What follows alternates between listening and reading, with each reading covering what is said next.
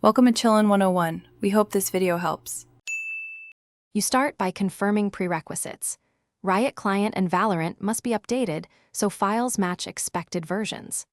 Once done, create or choose a 1920 x 1080 image in PNG or JPG under 5 MB. This avoids scaling artifacts. Make sure to back up original background files before changing anything so you can revert. Now open the Riot or Game folders and locate the content directory. This is next you replace the asset. Navigate to the game's content or repository folder for the current live build. Path names vary by install. Convert your image to the required format and dimensions, then rename it to match the original asset name exactly, including capitalization.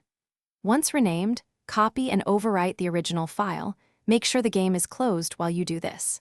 If files are packed, use a known resource tool to unpack and repack safely. This step prevents corruption and ensures the engine reads your image. Finally, restart the Riot client and launch Valorant to see your new background. Sometimes you must clear shader or game cache for changes to appear.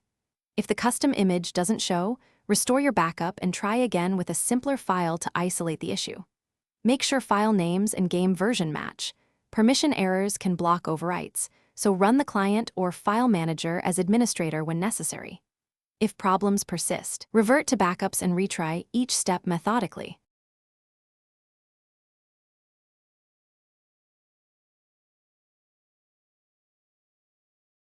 Thanks for watching. Consider subscribing if we helped you.